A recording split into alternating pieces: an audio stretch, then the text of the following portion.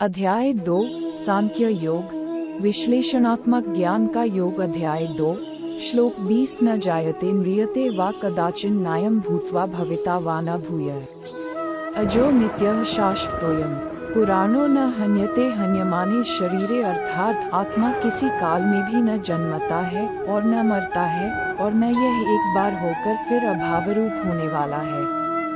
आत्मा अजन्मा, नित्य, शाश्वत और पुरातन है। शरीर के नाश होने पर भी इसका नाश नहीं होता।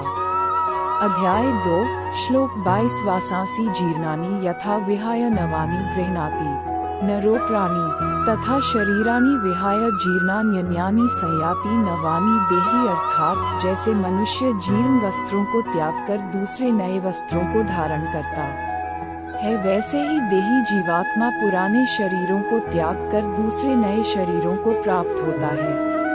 अध्याय 2 श्लोक 23 नैन छिदन्ति शस्त्राणि नैन दहति पावकः न चैन क्लेदयन्त्यापो न शोषयति मारुतः। अर्थात आत्मा को शस्त्र काट नहीं सकते और न अग्नि इसे जला सकती है, जल इसे गीला नहीं कर सकता और वायु इसे सुखा नहीं सकती।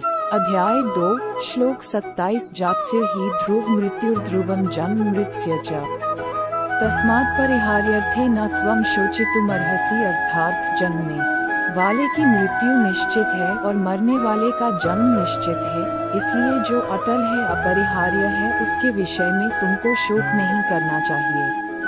अध्याय 2 श्लोक 37 हतो वा प्राप्स्यसि स्वर्गं जित्वा वा भोष्यसे महिम् तस्मादुत्तिष्ठ कौन्तेय युद्धाय कृतनिश्चय। अर्थात या तो तू युद्ध में मारा जाकर स्वर्ग को प्राप्त होगा अथवा संग्राम में जीतकर पृथ्वी का राज्य भोगेगा। इस कारण के अर्जुन तू युद्ध के लिए निश्चय करके खड़ा हो जा। अध्याय 2 श्लोक 38 सुख दुःखे समे कृत्वा लाभालाभो जयाजयो ततो युद्धाय युज्यस्व नैवं पापं वाप्स्यसि। अर्थात सुख दुख लाभ हानि और जय पराजय को समान करके युद्ध के लिए तैयार हो जाओ, इस प्रकार तुमको पाप नहीं होगा। अध्याय 2 श्लोक 47 कर्मण्येवाधिकारस्ते मा फलेषु कदाचन मा कर्मफल हेतुर्भूर्मा ते संगोस्व कर्मणि। अर्थात कर्म करने मात्र में तुम्हारा अधिकार है, फल में कभी नहीं। तुम कर्मफल के हेतु वाले मत होना और अकर्म में भी तुम्हारी आसक्ति न हो।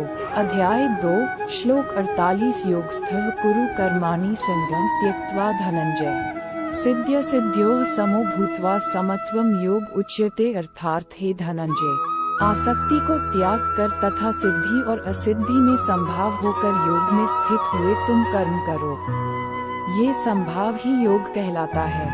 अध्याय 2 श्लोक 50 बुद्धियुक्तो जहाति उभे सुकृत दुष्कृते तस्माद्योगाय युज्यस्व योगः कर्मसु कौशलम। अर्थात संबुद्धि युक्त पुरुष पुण्य और पाप दोनों को इसी लोक में त्याग देता है, अर्थात उनसे मुक्त हो जाता है। इससे तू समत्व रूप योग में लग जा। ये समत्व रूप योग ही कर्मों में कुशलता है, अर्थात कर्म बंधन से छूटने का उपाय है।